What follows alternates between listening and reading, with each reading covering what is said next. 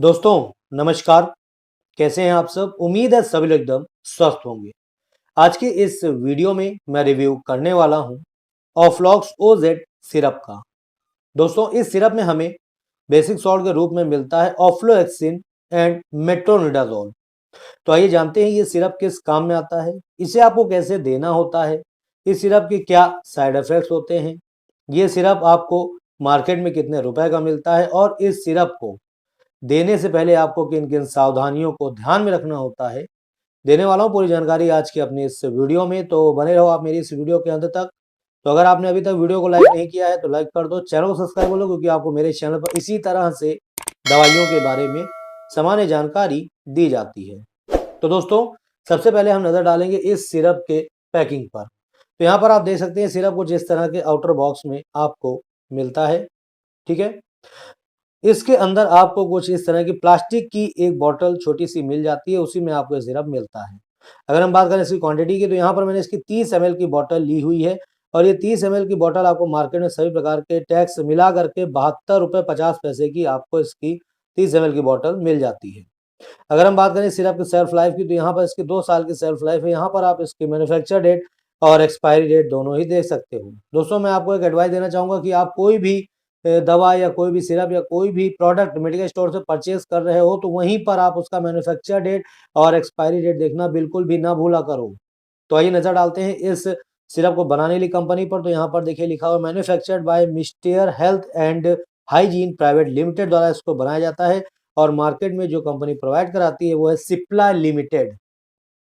आइए अब हम नजर डालते हैं इसमें मिलने वाले कॉम्पोजिशंस के ऊपर। तो दोस्तों यहाँ पर आपको मिलता है each 5 ml contains ofloxacin IP 50 mg और इसमें metronidazole benzoate IP equivalent to metronidazole आपको यहाँ पर 100 mg मिलता है। फ्लेवर्ड सिरप बेस है। कलर इसमें जो यूज हुआ है sunset yellow FCF and titanium dioxide IP, यानी ये सिरप का कलर है, ठीक है। Dosage as directed by the physician, यानी इस सिरप को देने से पहले आपको अपने डॉक्टर से इसकी डोज की मात्रा जाननी होगी, उसके बाद ही इसे आपको यूज करना होगा। स्टोरेज वगैरह दे रखी है, पढ़ लीजिएगा। Keep out of reach of children, बच्चों की पहुंच से आपको इस सिरप को दूर रखना है। शेक वेल बिफोर यूज, यानी इसको देने से पहले अच्छे से इसको हिला लें। फॉर पेडियाट्रिक यूज ओनली, यानी ये छोटे बच्चों को देने के लिए बनाई गई सिरप है, यानी बच्चों को देने के लिए खास तौर से सिरप बनाया गया है। चलिए अब हम ये जानते हैं कि जो हमारी ये ऑफ्लॉक्स ओजेड सिरप है, ठीक है, ये किस काम में आती है, यानी आप अपने बच्चे को किस समस्या में इसे देंगे, इसके बारे में मैं आपको बताने जा रहा हूँ, बहुत ही ध्यान से सुनिएगा। तो दोस्तों ऑफ्लॉक्स ओजेड सस्पेंशन एक एंटीबायोटिक मेडिसिन है और इसका इस्तेमाल बैक्टीरियल इन्फेक्शन और पैरासिटिक इन्फेक्शन को खत्म करने के लिए, उसे ठीक करने के लिए काम में लिया जाता है। चलिए अब मैं आपको बताता हूँ कि कहाँ कहाँ पे इसका इस्तेमाल होता है। तो अगर मान लीजिए आपके बच्चे के डायरिया यानी दस्त हुए हैं, पेचिश हो गई है, ठीक है, या पेट में मरोड़ है, दर्द है, ठीक है, तो इन सभी समस्याओं से छुटकारा दिलाने के लिए इस सिरप का आप इस्तेमाल कर सकते हैं। या फिर खूनी दस्त है या आपके बच्चे के मल द्वार में सूजन है या पाइल्स है, तो उससे भी छुटकारा दिलाने के लिए आप इस सिरप का इस्तेमाल कर सकते हैं, ठीक है। कहने का मतलब दोस्तों ये है कि अगर आपका बच्चा बहुत ही मतलब कि उसके पेचिस है, बहुत ही पतली लैट्रिन कर रहा, बार-बार उसे दस्त हो रहे हैं, तो ऐसी स्थिति में आप इस ऑफ्लॉक्स ओजेड को अपने बच्चे को दे करके इस समस्या से उसे छुटकारा दिला सकते हो, ठीक है। इसके अलावा दोस्तों इसका इस्तेमाल इन्फेक्शन में भी होता है, यानी बैक्टीरियल इन्फेक्शन, जैसे अगर आपके बच्चे के दांतों में इन्फेक्शन हुआ है तो उसमें आप इसका इस्तेमाल कर सकते हैं, ठीक है। निमोनिया में इसका इस्तेमाल करते हैं। इसके अलावा गैस्ट्रो इंटेस्टाइनल इन्फेक्शन में भी इसका इस्तेमाल किया जाता है। इसके अलावा यूटीआई, ठीक है, यानी यूरिनरी ट्रैक्ट इन्फेक्शन, अगर आपके बच्चे के यूटीआई हुआ है तो उसमें भी इसका इस्तेमाल करते हैं। अगर मान लीजिए आपका बच्चा जब पेशाब करने जाता है तो पेशाब में जलन होती है या पेशाब करने के समय दर्द होता है, किसी तरह की दिक्कत होती है, तो ऐसी स्थिति में भी इसका इस्तेमाल होता है, ठीक है। इसके अलावा स्किन इन्फेक्शन में भी इसका इस्तेमाल किया जाता है और जेनाइटल ट्रैक्ट इन्फेक्शन में भी इसका इस्तेमाल होता है, यानी जननांग पथ में हुए इन्फेक्शन को ठीक करने के काम में भी इसका इस्तेमाल किया जाता है, ठीक है।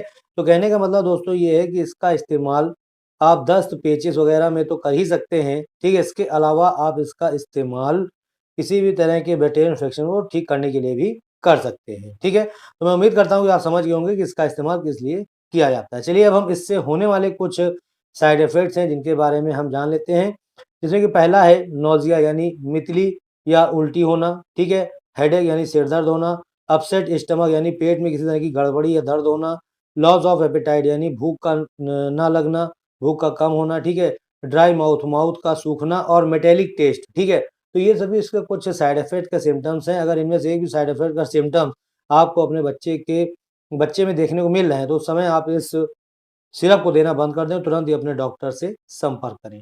ठीक है, दोस्तों ये साइड इफेक्ट के जो सिम्टम्स हैं आपको 2 कंडीशन में देखने को मिलेंगे।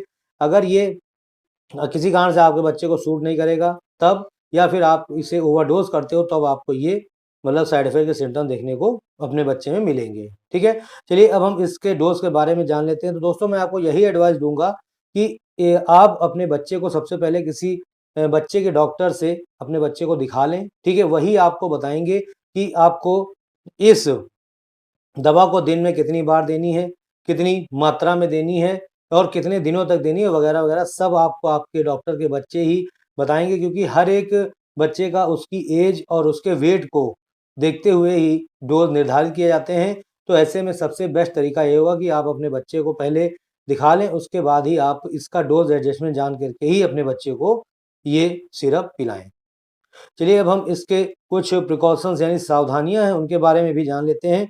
तो दोस्तों अगर आपके बच्चे के लीवर, किडनी या हार्ट से संबंधित किसी तरह की बीमारी है या दिक्कत है तो उस समय इसको देने से पहले आपको अपने डॉक्टर से सलाह ले करके ही इसे देना होगा। अगर आपके बच्चे का कोई अदर मेडिकेशन चल रहा है, यानी कोई अलग इलाज चल रहा है किसी चीज़ का, तो उस समय इस सिरप को देने से पहले भी आपको अपने डॉक्टर से सलाह ले करके ही इसे देना शुरू करना होगा। अगर आपके बच्चे को इनमें से मिलने वाले किसी भी इंग्रेडिएंट से अगर एलर्जी है तो भी आपको इसे नहीं देना है। ठीक है? इसके अलावा इसे आपको किसी और अदर मेडिसिन या और अदर सिरप के साथ मिला करके बिल्कुल भी नहीं देना है। ठीक है? तो इस तरह से आपको इसे अपने बच्चे को देना होगा। और यहाँ पर देखिए लिखा हुआ है, दिस ड्रग में cause low blood sugar level. ठीक है, and mental health related side effects आपको देखने को मिल सकते हैं।